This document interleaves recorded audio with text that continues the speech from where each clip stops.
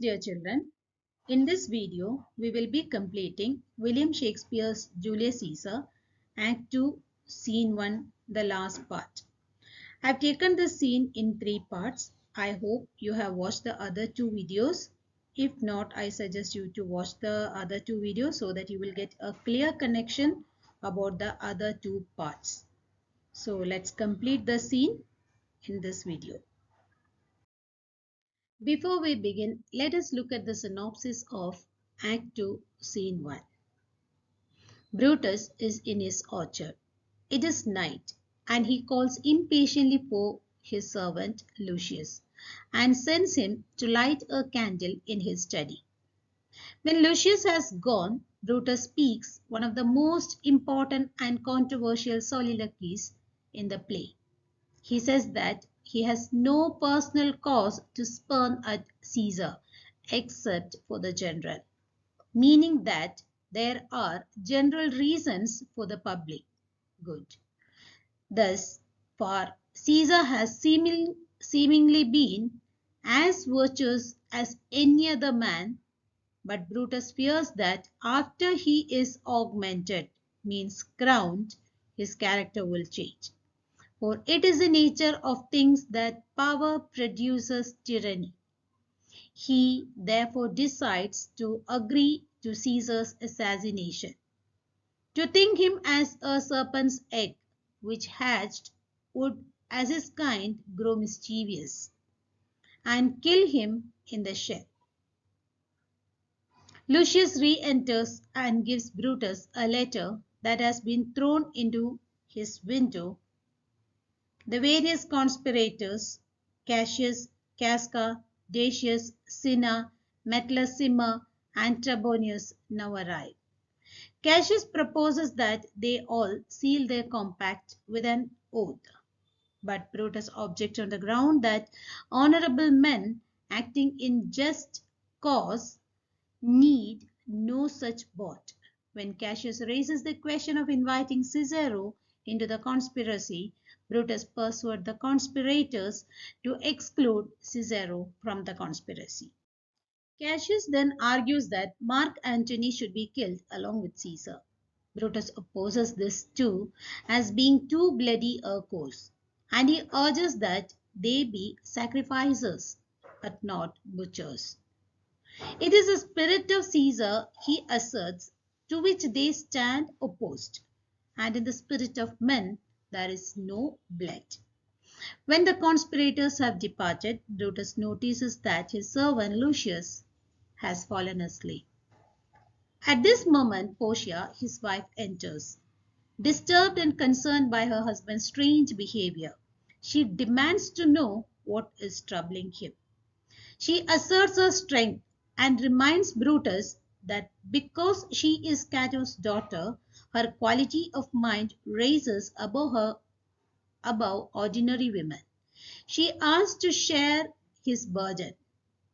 Deeply impressed by her speech, Brutus promises to tell her what has been troubling him. Portia leaves, and Lucius is awakened and ushers in Caius Ligarius, who has been sick but who now declares that to follow Brutus in his noble endeavor. He says, I here discard my sickness. And they set forth together. In this scene, Portia is worried that her husband Brutus is out of bed and she comes to find him. She has noticed a change in his behavior and wants to know what is worrying him, as it has stopped him from eating, talking, or sleeping. She has also seen the masked conspirators visiting the house. Brutus won't confide in her, so Portia kneels and lists the reasons why Brutus can trust her. Brutus admires her honor and integrity and says that he will share his secrets with her soon. Portia asks Brutus, my lord, my husband. Brutus was surprised to see her in the early morning and concerned about her health, gives an advice as well. Portia, what mean you? Means, what do you want? Wherefore rise you now? Why have you risen now? And it is not for your health, it is not good for your health, thus to commit your weak condition, to expose your weak health to this bitter cold morning. It's not good for your health. Why did you come now? Why have you risen now? Portia answered, nor for you, yours neither. It's not good for your health as well. It's not only mine, but also it affects your health as well. You have ungently, Brutus, you have ungently stole from my bed. Quietly you have come away from my bed. And yesterday night, the previous night during supper time, at supper, you suddenly arose, suddenly you got up, walked about, musing and sighing, thinking and taking deep breath with your arms folded, arms across. This is what she has observed the previous night. Suddenly arose, walked about, musing and sighing with his arms across. Seeing Brutus in this condition, Portia asked, when I asked you what the matter was, Portia inquired what happened to Brutus, what was troubling Brutus. How did he respond to that question, to that query? First, he responded to the question. He just stared upon Portia with his ungentle looks. This is the key answer. How did he respond? He stared at Portia with his ungentle looks. Portia urged further. Once again she asked what was troubling him. Then second time he responded by just scratching his head and too impatiently stamped with his foot. Stamped his foot. Still Portia insisted. Yet I insisted. He did not answer. Instead, what did he do? From here the answer begins. With an angry wafture of your hand, gave sign for me to leave you. With his hand, he signaled Portia to leave him alone. This is the third response. So, I did. When you signaled me, when you gestured me to leave you alone, I did. Why did she do so? There is a reason. Fearing to strengthen that impatience which seemed too much enkindled, and with all. One more point. Hoping it was but an effect of humor. So here she tells that she left fearing it would worsen his impatience, strengthen that impatience. If she stays there and questions him further, he'll be more impatient. Strengthen his impatience, which appeared to be provoked far too greatly, seemed too much enkindled. It appeared too much provoked, have been provoked far too greatly, and also withal also hoping, and I hope that I guess that it was but an effect of humor. It was only an effect of passing mood. Mood swings, even we have the problem. Sometimes when we are disturbed, our behavior changes. It was an effect of humor, passing mood, which sometime hath its hour with every man. This is how she consoled herself, finding a reason by herself. Maybe because of the effect of humor, which affects everyone from time to time.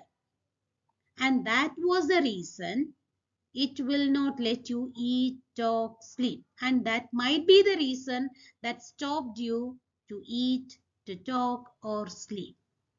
And could it work so much upon your shape as it hath much prevailed on your condition, I should not know you, Brutus? She asked.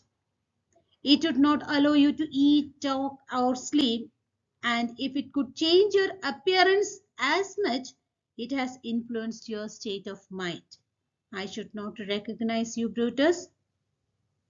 Dear my lord, make me acquainted with your cause of grief, she requested at the end of the dialogue. Dear husband, tell me the cause of your suffering. So Brutus answered, I am not well in health, and that is all. He has given the reason. He did not tell it in detail. He just gave the reason, I am unwell. That's all. Portia replied, Brutus is wise. I know, Brutus is a wise man. And were he not in hell, if he were unwell, what would Brutus do? He would embrace the means to come by it. He would take some means to regain his health. Why? So I do. Good Portia, you go to bed. Yes, I'm taking it. I'm taking some means to regain my health. Portia was not ready to listen to Brutus.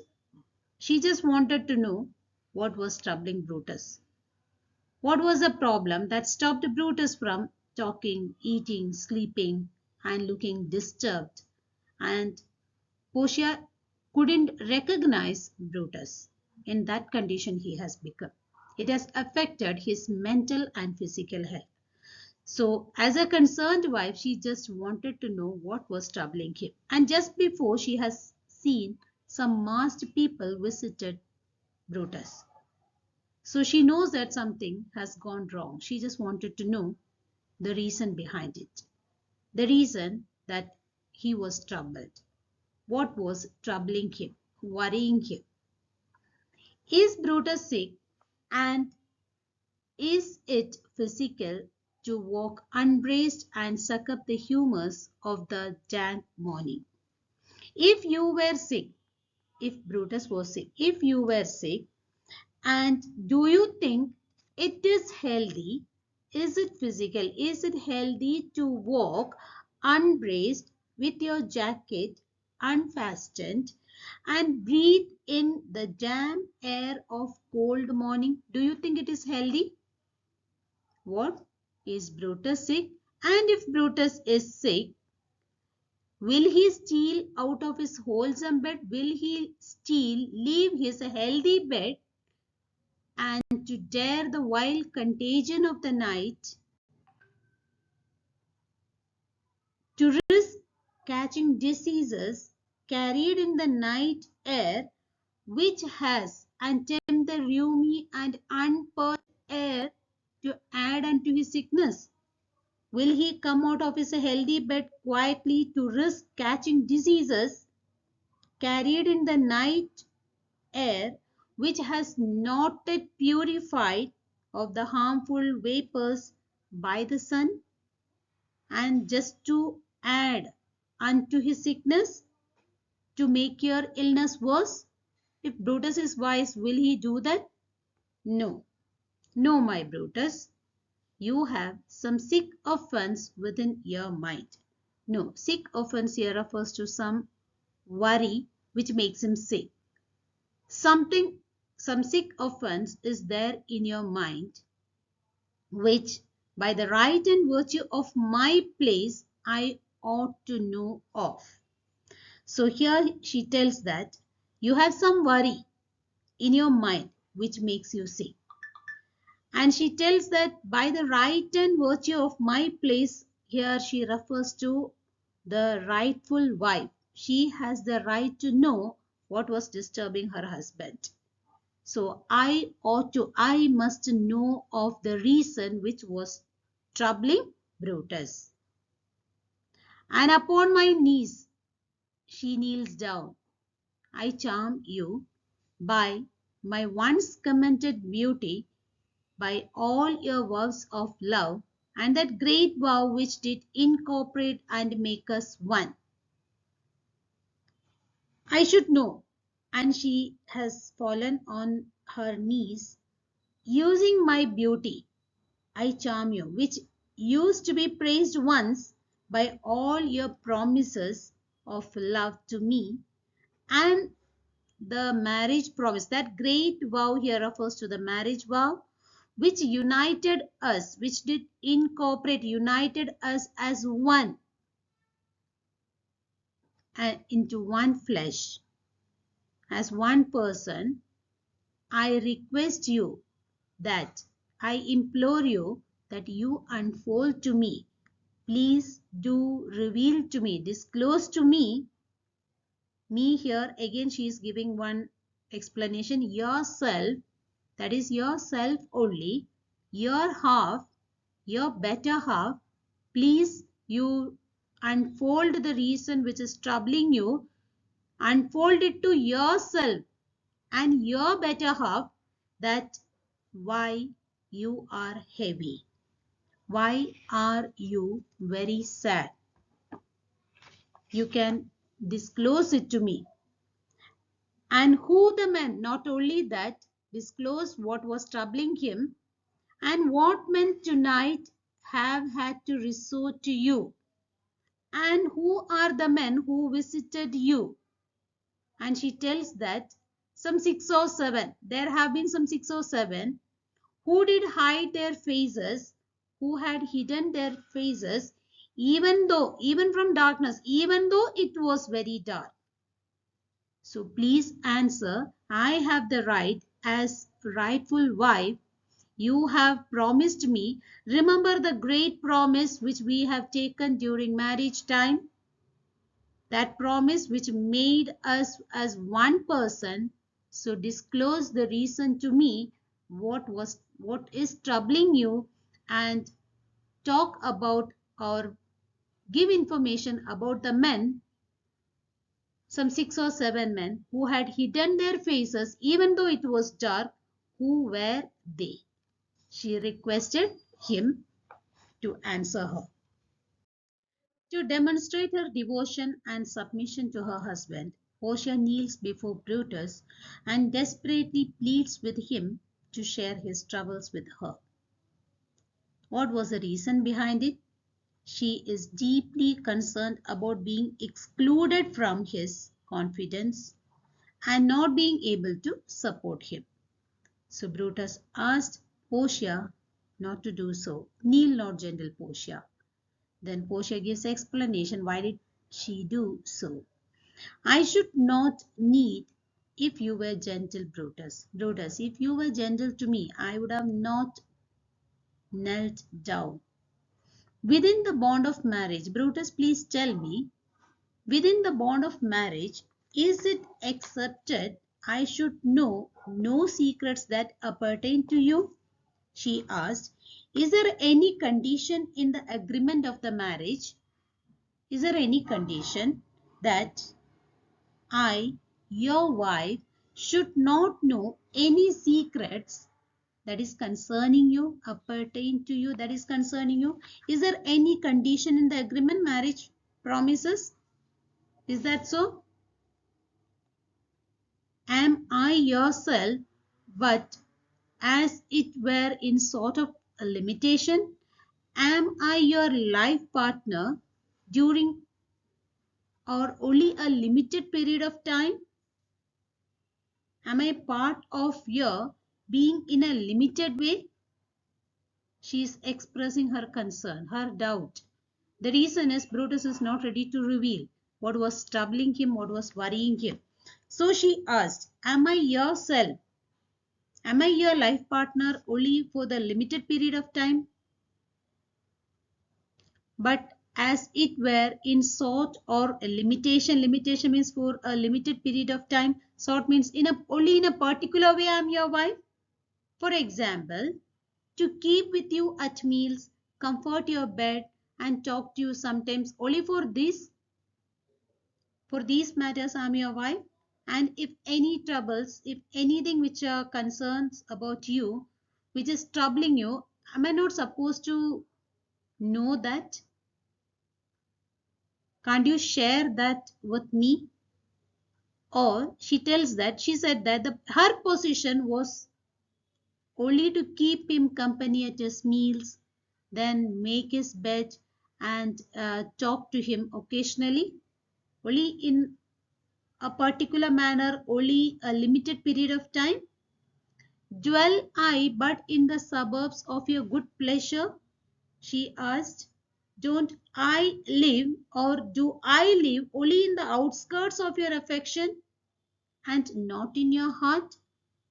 If it be no more, If that is a condition, I'm not dwelling in your heart, only in the suburb, only in the outskirts of your affection, then I'm not your wife. I'm just Brutus' harlot. I'm not at all your wife. Brutus. He corrects her. No, you are my true and honorable wife, as dear to me as are the ruddy drops that visit my sad heart. Ruddy drops here refers to the blood in Brutus' vein, and sad hearts, his worried heart it is. So Brutus says that you are my true and lawfully wedded wife, as precious to me as the blood that visits my sad heart. Then Portia says that if this were true, if these words are true, then I must know the secret, which is troubling you, which is worrying you, which is worsening your health condition. Then I must know the secret. I grant I am a woman, but with all a woman that Lord Brutus took to wife. I grant I am a woman, but with all a woman well reputed Cato's daughter. Think you, do you think I am no stronger than my sex? Portia said that she was Cato's daughter and Brutus' wife, and thus she was entitled to know the secret that was worrying Brutus. So first she says that if Brutus, his words were true, then he must tell her the secret that was troubling him. I admit that, she says, I grant, I accept, I admit, I am a woman, but with all, a woman that Lord Brutus took to wife, whom Lord Brutus married.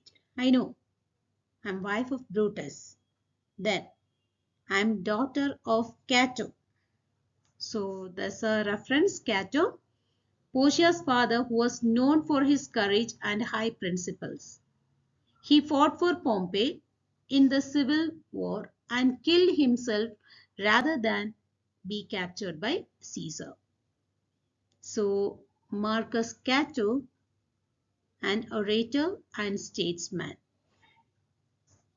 So she admits that she is wife of Lord Brutus, and she admits that she is a woman of good reputation, that is daughter of Cato. Do you think that I'm not stronger than other women? Just because my father and my husband both were very famous? Both are very famous, that's the reason. Do you think I'm not able to keep the secret within myself? Being so fathered and so husbanded, tell me your counsels, I will not disclose them.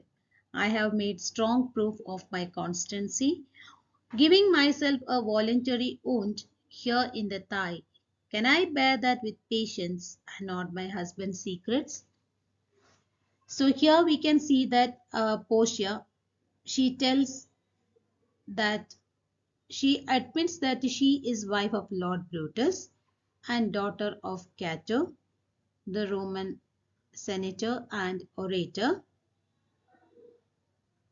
Do you think that I am not stronger than other women just because that Portia is not stronger than other women just because her father was and her husband is very famous? Do you think so? So dear Brutus, tell me your counsels, tell me your worries, secrets, and I assure I will not disclose them. In order to give Brutus an indication of her strength of her character and power of endurance, she inflicts an injury on her thigh. She then endures this pain to prove to Brutus the strength of her character and the power of her endurance. See here, I have made strong proof of my constancy, giving myself a voluntary wound in the thigh. Portia's dramatic demonstration of stabbing her own leg proves her determination. Her emotional appeal is more powerful, highlighting her duty as Brutus' wife and pleading for his trust based on her love and loyalty provides a compelling moral argument. Her words reveal the depth of their relationship. Can I bear that with patience and not my husband's secret? She asks. Brutus, O ye gods, render me worthy of this noble wife. He tells that, make me worthy of this noble wife. So here he was ready to share what was troubling him, ready to disclose. By the time heard the knock at the door. Listen, hark, hark, Portia, go in a while, and by thy bosom shall partake the secrets of my heart. While sending her inside, he assures her, he promises her that he will explain to Portia all his commitments, all that was troubling him, worrying him, written on his brow, the meaning of the worry lines and wrinkles on his face, everything he will disclose to her. The secrets of my heart, all my engagements I will constitute to thee, he tells that, and all the character of my sad brows. What is written on the brow, the meaning, the worry lines, the wrinkles, all that he will reveal to her. Right now, leave me with haste. Now you leave me. Asking, requesting her to go inside. The reason is somebody was knocking at the door.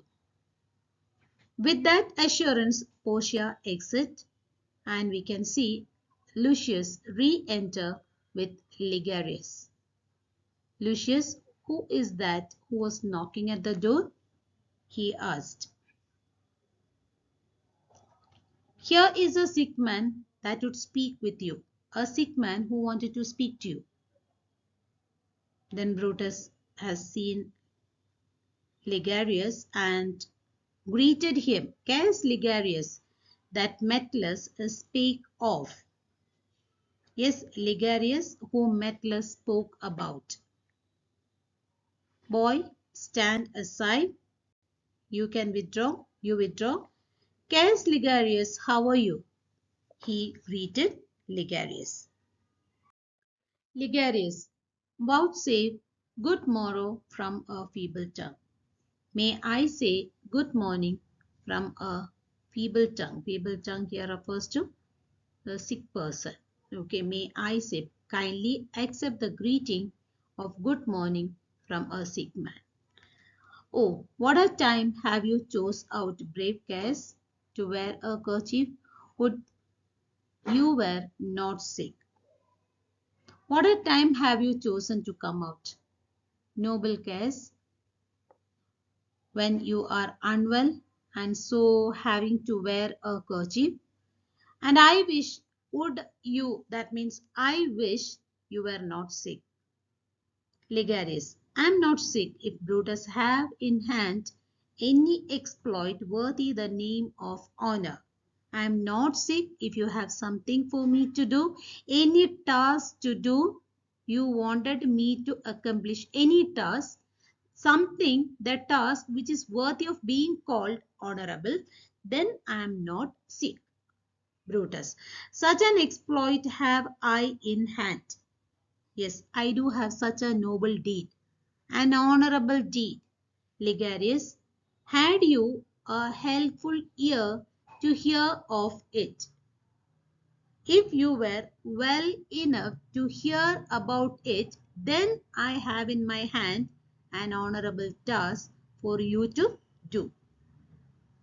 Ligarius, by all gods, all the gods that Romans bow before, I here discard my sickness. So here we can see that he takes off the kerchief and he says that by all gods that Romans worship, now I throw away my sickness, discard my sickness. Soul of Rome, addressing Brutus here. Soul of Rome, brave son of Rome, derived from honorable loins. Derived, that means brave son of honorable ancestors. Thou, like an exorcist, hast conjured up my mortified spirit. You have raised up my dead spirit. Now you ask me to run, bid me to run, and I will strive with things impossible. Yeah, get the better of them. What is to do? What is there to do? Now, if even you tell me to run, I will attempt impossible things and overcome them. Tell me what is to be done. Then Brutus says, a piece of work that will make sick men whole. A piece of work that will make sick men healthy. When Brutus said that there is a piece of work that will make sick men healthy, a task is there that he needs Ligarius' help. Ligarius asked him, but are not some whole that we must make sick? Are not some men healthy whom we must make sick? Brutus answered, that must we also, that we must make too. What is it, my dear Cass? I am going to unfold to thee, going to reveal to thee, as we are going to whom? We are going to the man whom we must make sick. Must be done. That means we must make sick. Though Ligarius did not understand anything, still he is ready to follow Brutus and support Brutus. Set on your foot, and with a heavy heart, new fired, I follow you. To do I know not what, but it sufficeth that Brutus leads me on. He doesn't know what is a task to be done. Proceed, and I shall follow you with a rekindled enthusiasm. To do what I do not know. He doesn't know what is to be done. But he is happy enough that it is Brutus who leads Ligarius. Brutus asked him to follow. Follow me then. Thank you, children.